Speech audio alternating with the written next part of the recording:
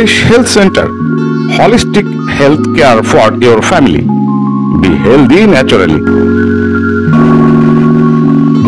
মানবদেহের 7 চক্র, খাদ্যচক্র, ঋতুচক্র, বিষ্ণুচক্র, এরকম অনেক চক্রের কথা আমাদের কানে আসে। কিন্তু দেহচক্রের কথা শুনলেই আমরা একটু চিন্তিত হয়ে যাই। মনের মধ্যে বিভিন্ন প্রশ্ন উকিঝুঁকি দিতে থাকে, আমাদের দেহে আবার চক্র আসবে কোথা থেকে, এই চক্রগুলো কোথায় থাকে, এই চক্রগুলোর কাজ কি, ইত্যাদি ইত্যাদি। অনেকেই জানি না আমাদের দেহে একটি দুটি নয় 7টি চক্র রয়েছে। যোগশাস্ত্র মতে আমাদের দেহের নিম্নাঙ্গে, তলপেটে, নাভিতে, হৃদয়ে, কণ্ঠে, দুচোখের মাঝে ও মাথার উপরে আছে 7টি চক্রের অবস্থান। চক্রগুলো হলো মূলাধার চক্র, স্বাধিষ্ঠান চক্র, নাভি চক্র, হৃদচক্র, বিশুদ্ধ চক্র, আগ্রা চক্র ও সহস্রার চক্র।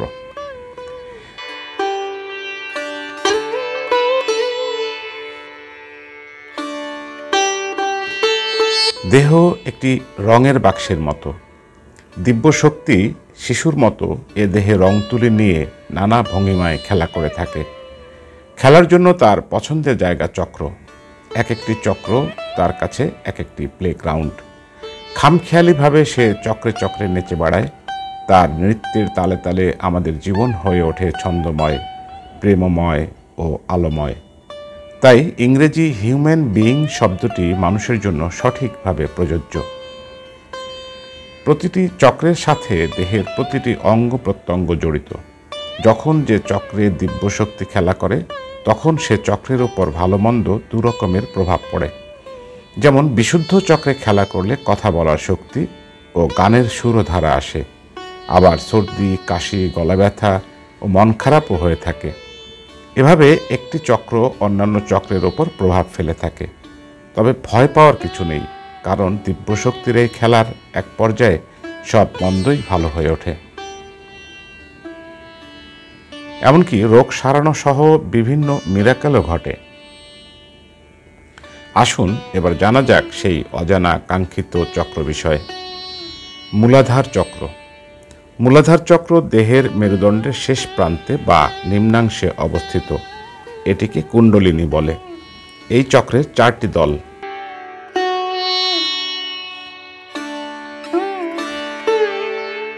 এর রং লাল। এটি আমাদের চেতনা নিয়ন্ত্রণ করে থাকে। এ চক্রটি চেতন থেকে অবচেতন পর্যন্ত বিস্তৃত।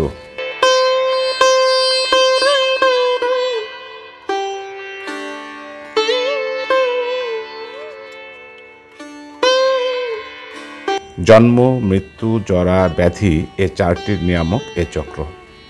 কাম শক্তির আধার এটি। এটিতে আছে অস্থি ধাতুর শক্তি।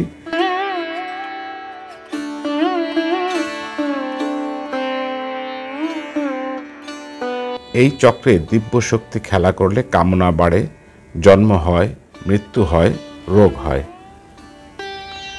স্বাধিষ্ঠান চক্র। স্বাধিষ্ঠান চক্র দেহের তলপেট বা অগ্নাশয় নিয়ে গঠিত। এই চক্রের 6টি দল। এর রং গাঢ় গোলাপি। এটি আমাদের লোভ, কামনা, বাসনা নিয়ন্ত্রণ করে থাকে। এটিতে আছে মেদ ধাতুর শক্তি।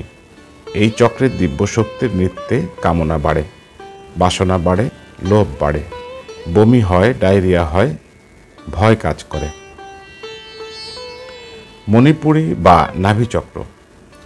মণিপুর চক্র দেহের নাভি বা বৃক্কাশয় বা পাকস্থলীর নিচের শিরাজাল নিয়ে গঠিত। এই চক্রের 10টি দল। এটির রং বেগুনি। এটি আমাদের উচ্চ চেতনা, জীবনী শক্তি, আবেগ, বাসনা নিয়ন্ত্রণ করে থাকে। এটিতে আছে মাংস ধাতুর শক্তি। তেজশক্তির আধার এটি। এ চক্রের দিব্যশক্তি মণিপুরী নৃত্য করে। দিব্যশক্তির উন্মাদ নাচের তালে দেহের কার্যক্ষমতা বৃদ্ধি পায়, পেটের পীড়া হয়। অনাহত বা হৃদচক্র। হৃদচক্র আমাদের বুকের মাঝখানে অবস্থিত। এ চক্রের 12টি দল। এর রং সোনালি গোলাপি। এটি আমাদের আবেগ, রাগ, অনুরাগ, প্রেম, বিরহ নিয়ন্ত্রণ করে থাকে। এটির অনেক গভীর আত্মা থাকে। এটিতে আছে রক্ত ধাতুর শক্তি। এ চক্রে দিব্য শক্তির খেলায় রক্ত সঞ্চালন বাড়ে, প্রেম ভালোবাসা হয়, বিরহ আসে, বুক পিঠ ব্যথা করে, হৃদরোগ হয়। বিশুদ্ধ চক্র। বিশুদ্ধ চক্র আমাদের কণ্ঠে অবস্থিত। এ চক্রে 16টি দল। এর রং ধূসর। এটি আমাদের ভাবপূর্ণ মন ও বহির্মনকে নিয়ন্ত্রণ করে থাকে। এই চক্র মানসিক শক্তি ও মনের সব ভাব প্রকাশ করে থাকে। এটিতে আছে স্নিগ্ধ শক্তি।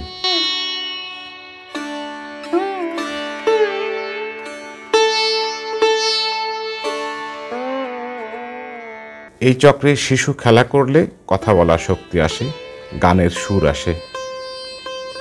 সর্দি, কাশি, গলা, ঘাড় ব্যথা ও মন খারাপ হয়। আজ্ঞাচক্র। আজ্ঞাচক্র আমাদের দু ভুরুর মাঝখানে অবস্থিত। এই চক্রের দুটি দল। এর রং সাদা।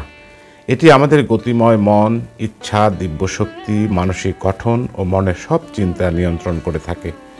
এটিতে আছে মজ্জা ধাতুর শক্তি। এই চক্রে দিব্যশক্তির খেলায় মন কাজ করে। চিন্তা শক্তি আসে, ভবিষ্যৎবাণী করার ক্ষমতা আসে, কবিতা, উপন্যাস লেখা সহ সৃষ্টিশীল কাজ করার ক্ষমতা আসে। মাথা ঘোরায়, কখনো কখনো মাথা চিন্তাশূন্য হয়ে পড়ে। সহস্রার চক্র। সহস্রার চক্র আমাদের মাথার ঠিক ওপরে অবস্থিত। এই চক্রে সহস্রটি দল। এটিতে নির্দিষ্ট কোনো রং নেই। এটি আমাদের উচ্চ চেতনা বা অধিচেতনা, অন্তর্দৃষ্টি, বোধিসত্ত্ব চেতনা, দিব্য চেতনা নিয়ন্ত্রণ করে থাকে।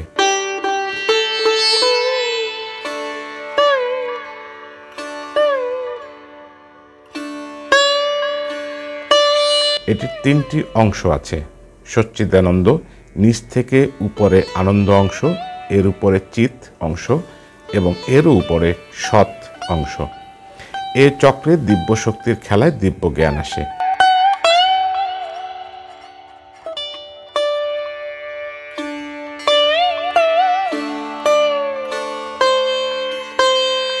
মানুষ জাগতিক ও মহাজাগতিক বিষয় সম্পর্কে জানতে পারে। সৃষ্টিকর্তার সৃষ্টি রহস্য সম্পর্কে জানতে পারে। মাথার তালু জ্বলে যায়। এই চক্রগুলো ছাড়াও পায়ের নিচে একটি চক্র আছে, যেটিকে আমরা পদচক্র বলতে পারি। এই চক্র অবচেতনার সাথে জড়িত। এই চক্রে দিব্যশক্তি খেলা করলে দেহের কোনো নিয়ন্ত্রণ থাকে না, হতাশা আসে, জীবনটাকে নিরস ও অর্থহীন মনে হয়, জড়তা আসে, জীবন অসামঞ্জস্যপূর্ণ হয়ে ওঠে। আমাদের দেহের চক্রগুলো একই সাথে গোলাকার ও লম্বাকার।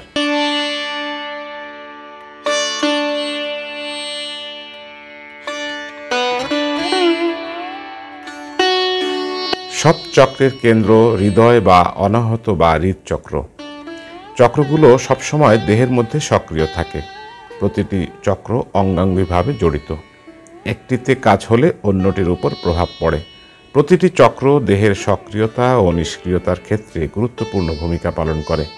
প্রতিটি মানুষের ইচ্ছানুযায়ী দিব্যশক্তি কাজ করে থাকে, অন্যদিকে উল্টোটাও সত্য।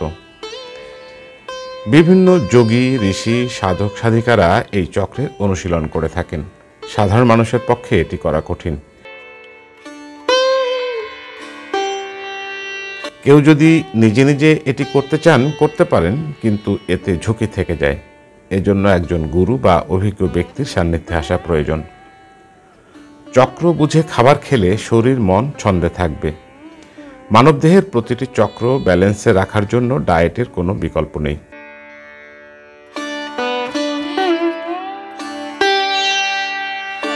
বিশেষ করে রোজকার ডায়েটে এই খাবারগুলিকে জায়গা করে দিলে সুফল মিলবে হাতে নাতে।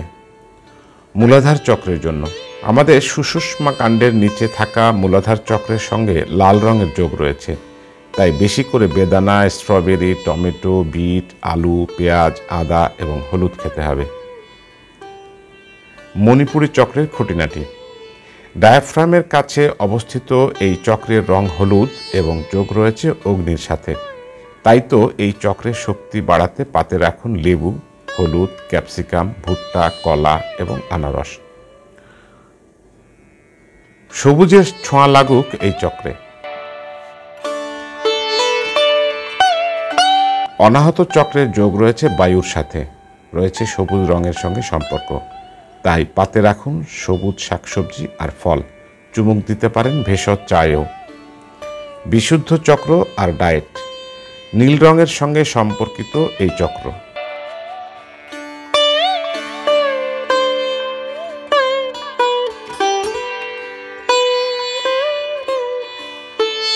এই চক্রকে ব্যালেন্সে রাখতে খেতে হবে ব্লুবেরি, ব্ল্যাকবেরি, ডুমুর, ডাবের জল এবং মধু।